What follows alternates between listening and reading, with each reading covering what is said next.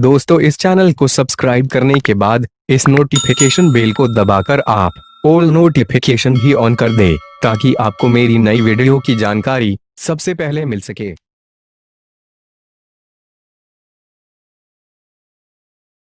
आज पुनः ideal progressive school के यूट्यूब चैनल पर आपका स्वागत है। आज मैं लेकर आया हूं क्लास 9 के फिजिक्स से चैप्टर मोशन का पहला वीडियो। मुझे आशा और उम्मीद है कि आप वीडियो को ध्यान से सुनेंगे। तो चलिए शुरू करते हैं। गति, ये आपका फिजिक्स का पहला चैप्टर है, गति। इसको इंग्लिश में मोशन कहते हैं। तो गति क्या है? किसी भी वस्तु में समय के साथ स्थान परिवर्तन को गति कहते हैं। कोई भी वस्तु में अगर समय के साथ स्थान में परिवर्तन हो तो उसे हम गति कहते हैं। ठीक है? चाहे जो भी हो, बच्चे का खेलना, पक्षी का उड़ना, रेलगाड़ी का चलना, इंसान का चलना, सब जो है गति में आता है। ये परिभाषा हो गई। अब है कि सरल रेखीय गति क्या है? सरल रेखीय गति क्या है? What is linear motion? तो एक ही सीधी रेखा में अगर हम गति करते हैं, एक ही सीधी रेखा में अगर हम गति करते हैं, उसे हम सरल रेखीय गति कहते हैं। नेक्स्ट, विस्थापन, डिस्प्लेसमेंट। विस्थापन,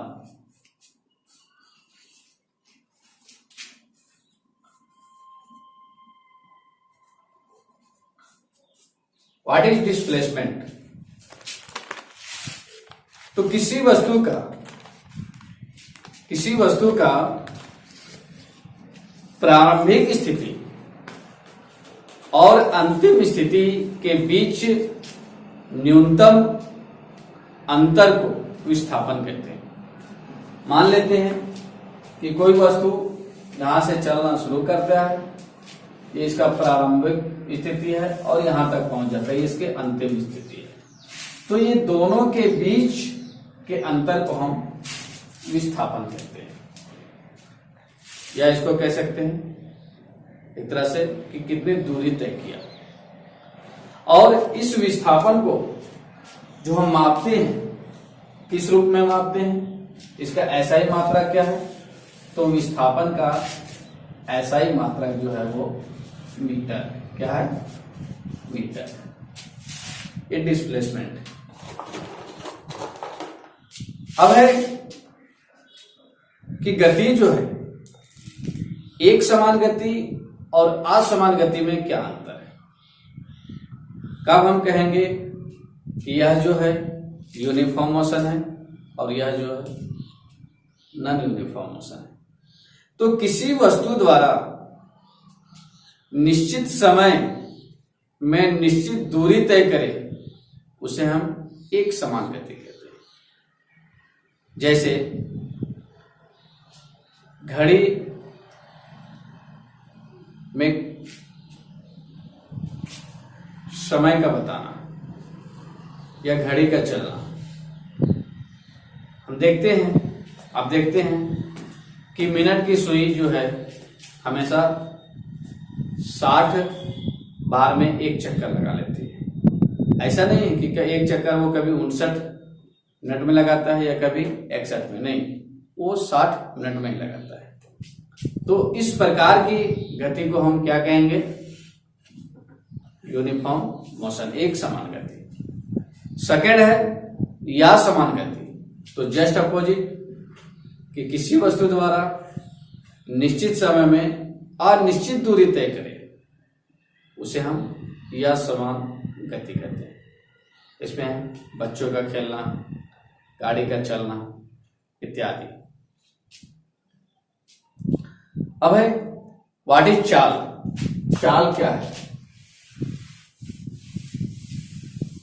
चाल स्पीड।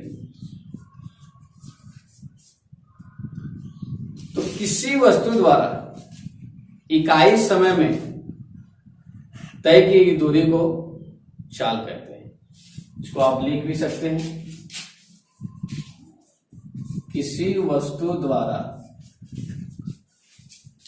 इकाई समय में तय की गई दूरी को चाल कहते हैं। किसी वस्तु द्वारा इकाई समय में तय की गई दूरी को चाल कहते हैं। फॉर्मूला हम लिख सकते हैं, चाल इक्वल टू दूरी बटा समय। या तो चाल को S से इंडिकेट करेंगे, दूरी को D से इंडिकेट करेंगे और समय को T से इंडिकेट करेंगे। तो S equal to D by T। इसका SI मात्रक जो है मीटर पर सेकेंड है। इसका रियल का जो SI मात्रक है वो मीटर पर सेकेंड है। लेकिन कहीं कहीं जब स्मॉल डिस्टेंस हो तो उस समय हम सेंटीमीटर भी पर सेकंड यूज करते हैं, और जब दूरी ज्यादा हो तो उस दौरान हम किलोमीटर पर आवर उपयोग करते हैं। अब है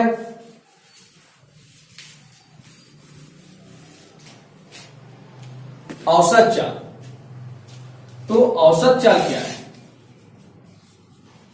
औसत चाल सेम कंडीशन, तय की गई कुल दूरी, तय की गई कुल दूरी बटे लिया गया समय। ये औसत चाल है कि हम दूरी कितना तय कर रहे हैं।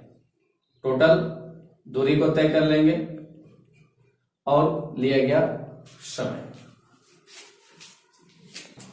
अब एक सवाल है कि एक वस्तु 16 मीटर की दूरी 4 सेकंड में तथा 20 मीटर की दूरी 5 सेकंड में तय करता है, तो औसत चाल क्या होगा?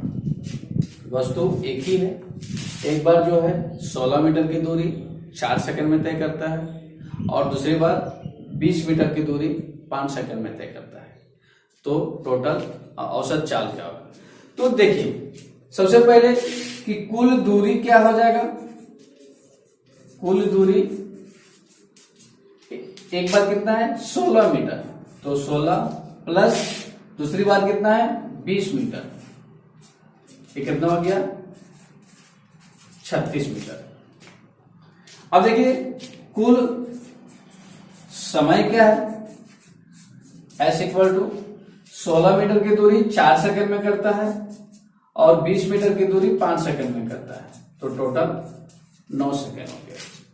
क्या हो गया 9 सेकंड। वो हमें प्राप्त क्या करना है, औसत चाल। तो औसत चाल इक्वल टू कुल दूरी, क्या लिखेंगे, कुल दूरी बटे कुल समय।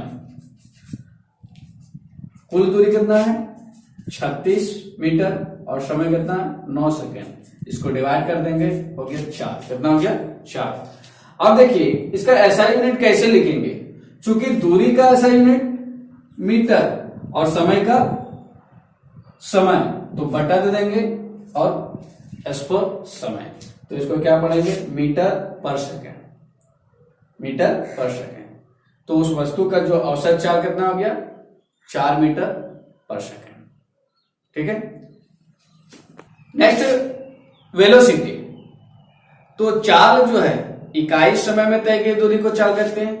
सेम कंडीशन है, बस थोड़ा सा डिफरेंट है कि किसी वस्तु द्वारा इकाई समय और निश्चित दिशा में, किसी वस्तु द्वारा इकाई समय और निश्चित दिशा में तय की दूरी को वेग कहते हैं, वेलोसिटी कहते हैं। इसको हम लिख सकते हैं किसी वस्तु द्वारा इकाई समय और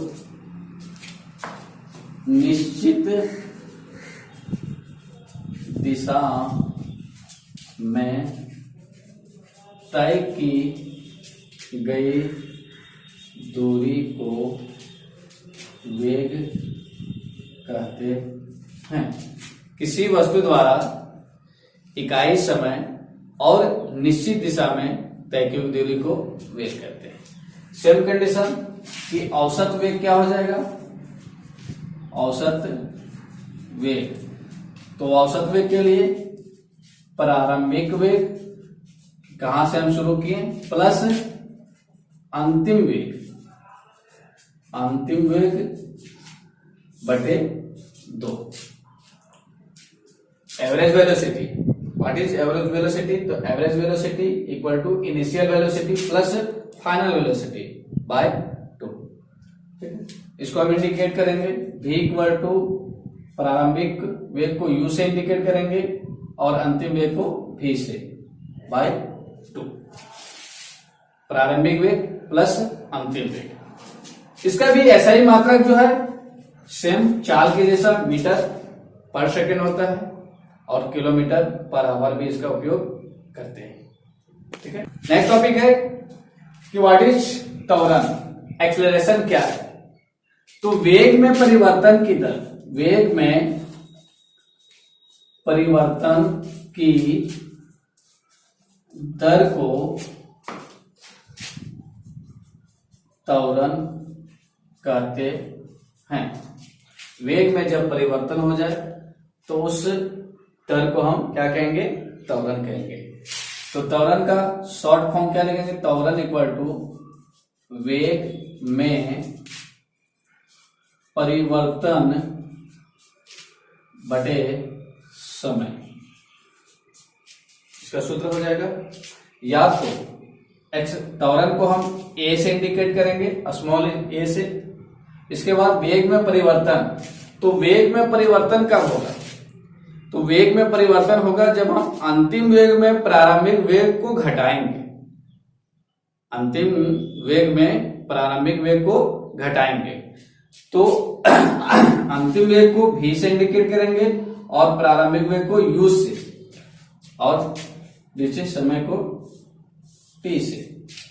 अब देखिए ये इक्वल टू क्या हो गया formula, v minus u by t. अब इसका ऐसा ही मात्रक, ऐसा ही मात्रक होता है मीटर पर सेकंड स्क्वायर, मीटर पर सेकंड स्क्वायर। अब इस पर एक न्यूमेरिकल बनाते हैं। अब सवाल ये है कि एक बस की गति 5 सेकेंड में 90 किलोमीटर पर आवर से घटकर 54 किलोमीटर पर आवर हो जाती है, तो बस का त्वरण ज्ञात कीजिए। यहां ध्यान दीजिए कि प्रारंभिक वेग जो है वो कितना है, 90 किलोमीटर पर आवर। इससे जो घट जाता है हो जाता है अंतिम वेग कितना, 54 किलोमीटर पर आवर। अब इसका हम सॉल्यूशन कैसे करेंगे, देखिए सॉल्यूशन। सबसे पहले प्रारंभिक वेग, प्रारंभिक वेग जिसको u से इंडिकेट करेंगे 90 किलोमीटर पर आवर। अब देखिए दूरी जो हमारा किलोमीटर पर आवर में है, लेकिन समय जो हमारा सेकंड में है, तो इस दोनों यूनिट को एक करेंगे, चाहे हम सेकंड को आवर में चेंज कर दें या किलोमीटर पर आवर को मीटर पर सेकंड में चेंज कर दें। तो किलोमीटर पर आवर को मीटर पर सेकंड में चेंज करने के लिए 5/18 से हम डिवाइड करते हैं।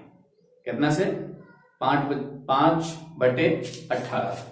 तो उसे हम लिखेंगे 90 गुने 5/18। 18 से काट देंगे 90 को 5 टाइम में, और 5 को गुना कर देंगे 25 मीटर पर सेकेंड। कितना आ गया, 25 मीटर पर सेकेंड। ये प्रारंभिक वेग।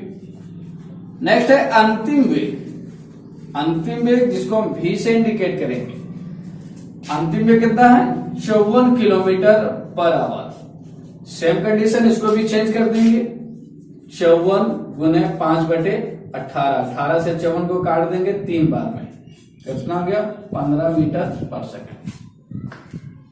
और समय दिया हुआ है, इसको हम t से इंडिकेट करेंगे, कितना, 5 सेकेंड। कितना 5 सेकेंड। अब देखिए क्या ज्ञात करना है, त्वरण। ये equal to v minus u by t. अब देखिए v फॉर फाइनल वेलोसिटी, अंतिम वेलोसिटी हमारा कितना है 15, कितना है 15, और प्रारंभिक वेलोसिटी कितना है 25। तो 15 माइनस 25 और समय कितना है 5 सेकेंड। अब देखिए 15 में 25 को घटाएंगे तो जनरली है कि माइनस में होगा, माइनस 10/5, इसको काट देंगे तो -2, कितना आ गया -2, और इसका ऐसा यूनिट लिख देंगे मीटर पर सेकेंड स्क्वायर। तो जब ध्यान दीजिएगा कि जब वेग जो है घटता है, वेग जो है घटता है, उस समय जो त्वरण हमेशा होगा वो माइनस में होगा। किसमें होगा, माइनस में, क्योंकि यहाँ रिटार्डेशन की क्रिया होती है, मंदन की क्रिया होती है, ऋणात्मक कार्य होता है। पहले था 90, बाद में हो गया 54, घट रहा है, तो इसका जो आंसर होगा वो माइनस में होगा। लेकिन जब वेग बढ़ेगा, 90 है और 90 से ज्यादा 95 या 100 या 200 हो गया, तो उस समय जो एक्सेलरेशन होगा वो आपका प्लस में होगा। ठीक है, तो आज के लिए वीडियो इतना ही, नेक्स्ट आपको हम बताते हैं। धन्यवाद।